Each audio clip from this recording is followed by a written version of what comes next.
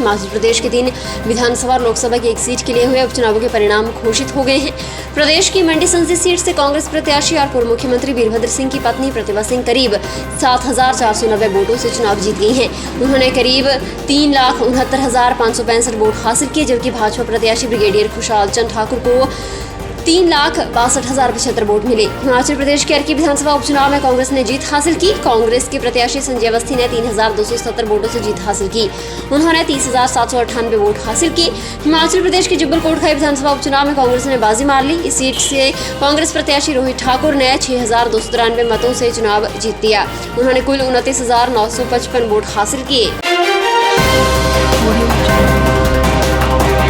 हिमाचल प्रदेश के मंडी संसदीय सीट से उपचुनाव में जीत के बाद प्रतिभा सिंह ने कहा कि इस चुनाव में वीरभद्र सिंह की बहुत बड़ी कमी खली है। भावुक होकर उन्होंने कहा कि मैं चुनाव के लिए अपना पहला कदम रखने जा रही थी कि आभास हो रहा था कि शायद हम इस चुनाव में इतने सफल ना हों, मगर वीरभद्र सिंह देवी देवताओं और जनता का पूरा आशीर्वाद रहा। हमारे कार्यकर्ताओं ने घर घर जाकर हमारी बात लोगों तक पहुंचाई। इसके लिए उन्होंने कांग्रेस के हर कार्यकर्ता का आभार जताया और उन्हें बधाई दी। विकास का मुद्दा रहा। हमने जो पहले काम किया उसी को लेकर हम जनता के बीच में गए। महंगाई भी एक बड़ा मुद्दा था। जनता के मन में एक गुस्सा था, वह निकला है। कहा कि भाजपा डबल इंजन की बात कहकर जनता के बीच जाती रही, मगर जनता सब समझती है। उपायुक्त बिलासपुर पंकज राय ने दिवाली के उपलक्ष्य में जिला में पटाखे चलाने, खरीदने और बेचने हेतु माननीय सर्वोच्च न्यायालय एवं राष्ट्रीय हरित प्राधिकरण के आदेशानुसार और प्रदेश सरकार के दिशा निर्देशों से संबंधित बैठक की अध्यक्षता की। उन्होंने जिला के सभी उपमंडलाधिकारियों, खंड विकास अधिकारियों, कार्यकारी अधिकारियों और राजस्व अधिकारियों को निर्देश दिए कि जिला में केवल ग्रीन पटाखे ही खरीदे, बेचे और चलाए जाएं। उन्होंने बताया कि इन पटाखों को चलाने की अवधि दीपावली के उपलक्ष्य में रात 8 बजे से 10 बजे की निश्चित की गई है। उन्होंने बताया कि इन आदेशों के भेद न करने वालों पर कानूनी कार्रवाई अमल में लाई जाएगी।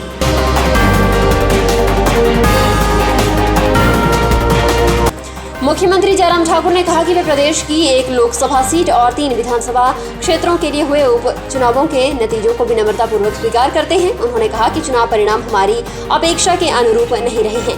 भारतीय जनता पार्टी बहुत कम अंतर से मंडी संसदीय क्षेत्र का उपचुनाव हारी है।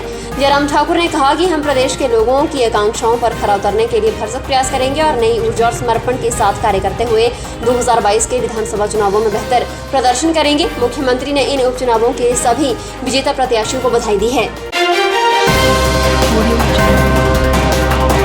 हिमाचल प्रदेश स्कूल शिक्षा बोर्ड 9वीं और 11वीं कक्षा की टर्म 1 की परीक्षाएं 18 नवंबर से करवाएगा। ये परीक्षाएं दोपहर 2 से 5 बजे तक होंगी। 9वीं कक्षा की परीक्षाएं 18 नवंबर से शुरू होंगी। 3 दिसंबर को इस कक्षा के लिए टर्म 1 परीक्षा की अंतिम परीक्षा होगी। 11वीं कक्षा की परीक्षाएं 18 नवंबर से शुरू होकर 9 दिसंबर तक चलेंगी। इस संदर्भ में स्कूल शिक्षा बोर्ड ने टर्म 1 परीक्षाओं के संचालन का शेड्यूल जारी कर दिया है। इन टर्म 1 परीक्षाओं में कला बी सहित कई ऐसे विषय हैं जिनके प्रश्न पत्र बोर्ड स्कूल को उपलब्ध नहीं करवाएगा, बल्कि स्कूलों को अपने स्तर पर ही इन विषयों के प्रश्न पत्र तैयार करने होंगे। सब्सक्राइब करें हमारे YouTube चैनल को और ताज़ा खबरों की नोटिफिकेशन पाने के लिए प्रेस करें बेल आइकन को। प्रतियोगी परीक्षाओं की तैयारी कर रहे विद्यार्थियों की सुविधा के लिए हरोली उपमंडल में भी एक लाइब्रेरी स्थापित की जा रही है, जो दिसंबर माह में बनकर तैयार हो जाएगी। ये बात उपायुक्त राघव शर्मा ने लाइब्रेरी का स्थान चयन करने के बाद कही। उन्होंने कहा कि एक स्थान के सहयोग से हरोली स्कूल के पास एक भवन का चयन लाइब्रेरी खोलने के लिए किया गया है और आगे की कार्रवाई के लिए SDM हरोली विकास शर्मा को निर्देश दिए गए हैं। राघव शर्मा ने कहा कि जिला प्रशासन ने इससे पहले भी ऊना और अब में इसी प्रकार की लाइब्रेरी स्थापित की है, जो विद्यार्थियों के लिए सुविधाजनक साबित हो रही है। उन्होंने कहा कि ऊना और अम्ब की तर्ज पर ही हरोली में भी लाइब्रेरी को विकसित किया जाएगा, जहां पर विद्यार्थियों के लिए बैठने की उचित व्यवस्था होगी और प्रतियोगी परीक्षाओं में संबंधित किताबें भी उपलब्ध होंगी। जिला ग्रामीण विकास अभिकरण ऊना के माध्यम से MC पार्क ऊना में चलाए जा रहे सोनभद्रा व्यापार मेले में प्रदर्शित किए जा रहे स्वयं सहायता समूह के उत्पाद ऊना वासियों को लुभा रहे हैं। मेले में अब तक स्वयं सहायता समूह ने लगभग 52,000 रुपए के उत्पाद विक्रय किए हैं। 5 नवंबर तक चलने वाले इस मेले में जिला ऊना के महिला स्वयं सहायता समूह द्वारा बनाए गए उत्पाद सोनभद्रा ब्रांड के नाम से विक्रय किए जा रहे हैं। त्योहारी सीजन को देखते हुए इस व्यापार मेले में तेल, सेवइयां, बड़ियां, सिरका, शहद, पापड़, मसाले, चटनी, जैम, अचार और हल्दी के साथ साथ नारियल की बर्फी, लड्डू, पपीता और घी की बर्फी आदि स्थानीय स्तर के स्वयं सहायता समूह की महिलाओं द्वारा तैयार उत्पाद में शामिल है।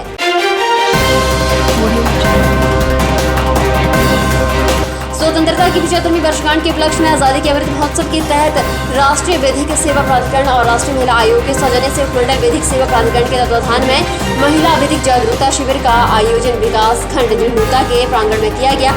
इस कार्यक्रम की अध्यक्षता सिविल जज और न्यायिक दंडाधिकारी प्रथम श्रेणी जितेंद्र कुमार ने की। उन्होंने कहा कि महिलाएं जागरूक होंगी तो समाज और परिवार जागरूक होगा। उन्होंने महिलाओं को कानूनी अधिकार के बारे में जागरूक करते हुए बताया कि महिलाओं को काम के दौरान हुए उत्पीड़न और यौन उत्पीड़न के लिए शिकायत दर्ज करने का पूरा अधिकार है और गोपनीयता की रक्षा के लिए यौन उत्पीड़न की शिकायत वे किसी महिला पुलिस अधिकारी के सामने दर्ज करा सकती है।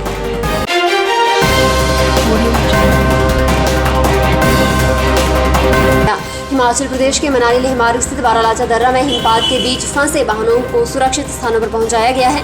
लाहौल स्पीति पुलिस और बीआरओ की संयुक्त बचाव अभियान में 7 बड़े और एक छोटे वाहन सहित 8 लोगों को बारालाचा से सुरक्षित लाया गया है। इसके अलावा 2 बड़े मालवाहक वाहन जो सरचू में फंसे हुए थे उनको भी पुलिस बचाव दल और बीआरओ की मदद से निकाला गया। बारालाचा दर्रे पर बीच सड़क में एक ट्रक के खराब होने से वाहन रात भर बारालाचा दर्रे में फंसे थे।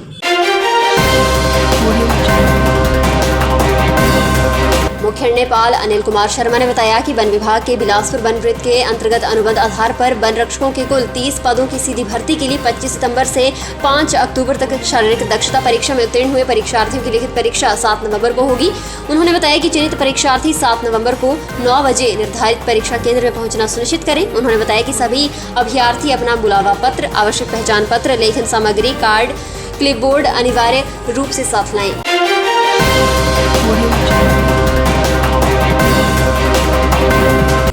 फिलहाल के लिए बस इतना ही और बड़ी खबरों के लिए बने रहें न्यूज़ सुपर भारत के साथ।